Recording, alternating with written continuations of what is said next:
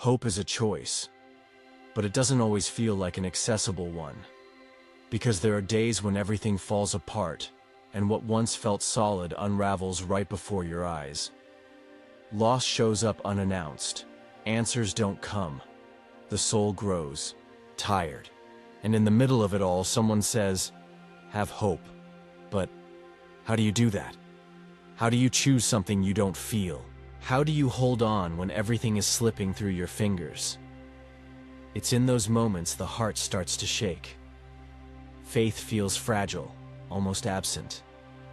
Even God's silence sounds louder than any spoken word. Maybe you know that place. A space where tomorrow is a blur, where the pain won't let up, and all you long for is a break, or an answer, or just a little peace. There are no easy formulas here, and there's no shame in admitting it's hard. In this space, hope doesn't arrive like a loud certainty, but like a quiet resistance deep in your chest. A thin thread that refuses to snap. The question is that thread still there? Even if it's worn, even if it's frayed, is it still holding? Maybe that's where hope begins. You know, sometimes the ground disappears, and it's not just a poetic metaphor, it's real. Suddenly, everything that felt certain becomes unstable. What seemed permanent collapses, and we find ourselves standing between shock and emptiness, trying to figure out how to keep going. I remember when my friend Ben was laid off from a job he loved. He had poured himself into it for years, always giving his best. And still, on an ordinary Friday, he got the news that the company was downsizing. The security he felt, the routine that gave him comfort, the pride of providing for his family, all of it disappeared in a 15-minute conversation. What followed were difficult weeks. He told me he would wake up with a weight on his chest, like the world was pressing down on him. But what scared him most was the feeling of uselessness. "If I'm no longer needed here, what's left of me?" he asked me once. Maybe you've been through something like that. It doesn't have to be a job loss. It could be the loss of someone, or even the loss of your own faith. My cousin Emily lost her father 2 years ago, and with him, it seemed like she lost a part of herself. Her father was the kind of man who always knew what to say, a quiet shelter. And when he was gone, everything got louder. The absence screamed. The days went on, of course, but she no longer felt like she was living, just breathing, without hope. And the worst part was that no one could see it. On the outside, she looked fine. Pain has a strange way of hiding, and so often we learn to mask it so well that we start to believe hope is something that belongs to another world, that it only exists for people whose lives aren't cracked. But what happens when what breaks is inside? During one of those conversations with Emily, she told me that one day, after a long time of not opening her Bible, she decided to read a random passage. She landed in Lamentations. A book, honestly, no one opens by accident. And there, in the middle of a man's grief over a destroyed city, she read, "Yet this I call to mind, and therefore I have hope. Because of the Lord's great love we are not consumed, for his compassions never fail. They are new every morning." Lamentations 3:21-23. She said she cried like she hadn't cried in weeks, because that "yet" pierced her. Jeremiah wasn't in a good place. He had no visible reason to hope, but even so, he chose to remember. He chose to hope, and maybe that's it. Maybe hope is more about remembering than feeling, just like Job, another name that comes to mind when we talk about loss. Job lost absolutely everything: possessions, children, health, peace. And even then, in the kind of pain none of us could bear alone, he said, "The Lord gave, and the Lord has taken away. Blessed be the name of the Lord." Job 1:21. That line isn't from a man who understood everything. It's from someone who, even without answers, refused to let go of his connection with God. Of course, Job wasn't some kind of faith superhero. He complained, he shouted, he questioned. But he didn't give up. And maybe that's the secret. It's not about having perfect hope, but about not abandoning it, even when it seems too small. I remember a season of my own, when I couldn't feel God's presence anymore. And I was ashamed of it. Because I kept saying I believed. I kept going to church. But inside, everything felt dry.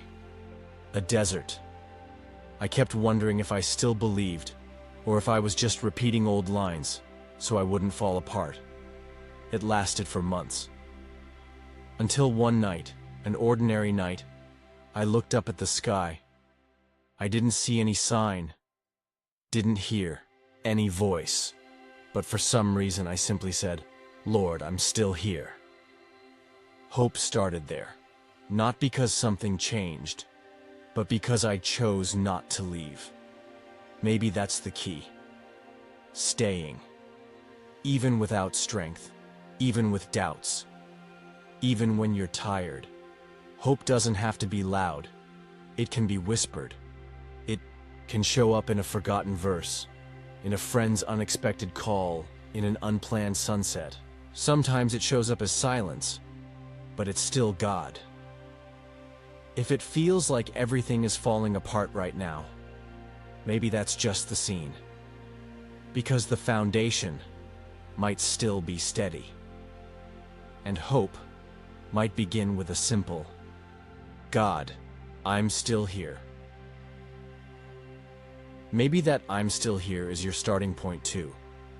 And it's okay if it's small. It's okay if it's timid. Because hope doesn't begin big. It begins real.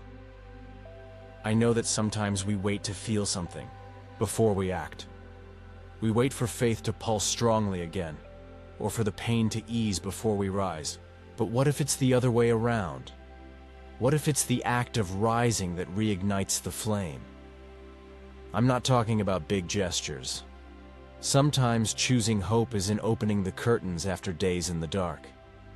It's in stepping outside for a walk, even if you don't feel like it. It's in picking up that book that once reminded you of God, even if today it feels distant. It's in praying, even if the prayer feels empty.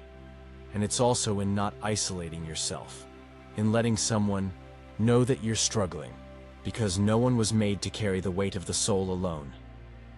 Look, I don't know what part of your story you're in right now. Maybe everything really is falling apart. Maybe you're just trying to gather the pieces of what's left. But I want to gently tell you this. You still get to choose. Even in the chaos, even in the dark. Choose to remember what God has done. Choose to trust that He's still working. Choose to say, "I can't see it today, but I won't let go." That's all for now. Just that quiet, steady, sincere choice. A whispered hope.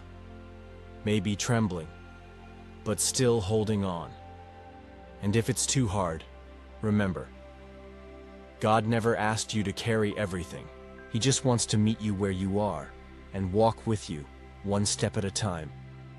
Choosing hope when everything falls apart might be one of the hardest decisions a person can make. Because deep down, everything in us screams the opposite. Pain wants to paralyze us. Fear wants to convince us it's over. And God's silence, that silence that hurts as much as the pain itself, makes hope feel impossible. But it isn't. Hope isn't born from what we feel. It's born from what we choose to believe, even when there are no visible guarantees. And that's what makes hope so powerful. Not because it fixes everything instantly, but because it keeps us standing when everything around us seems to be collapsing. Job didn't choose hope because he understood everything. He chose it because he knew the one he trusted. even without answers, even in tears. He said, "The Lord gave, and the Lord has taken away. Blessed be the name of the Lord." That's not the voice of someone who doesn't feel. It's the voice of someone who chose to hold on to faith with trembling hands. And if today you feel like you've been waiting too long, like this weight is heavier than you can bear, maybe this verse is exactly what your heart needs to remember. Hope deferred makes the heart sick, but a longing fulfilled is a tree of life. Proverbs 13:12. God doesn't ignore the time of your pain. He sees, He knows, and He's still working in the unseen. Maybe you're living through one of those days when everything feels lost, when the world around you has fallen apart and all you want is to lie down and give up. But if the only thing you can do today is take a deep breath and say, "I still choose to trust," that's already hope. You don't need to see the whole road. You just need to keep walking. One step, one day, one whispered prayer, one reminder that God is still with you. Max Lucado once wrote, "When God is all you have, you discover that He is all you need." Maybe that's exactly where hope is born. Not in the absence of pain, but in the presence of a God who has never left your side. As it is written in Romans 15:13, "May the God of hope fill you with all joy and peace as you trust in Him, so that you may overflow with hope by the power of the Holy Spirit." Today, even in the midst of what feels broken, you can still choose. And that choice might change everything.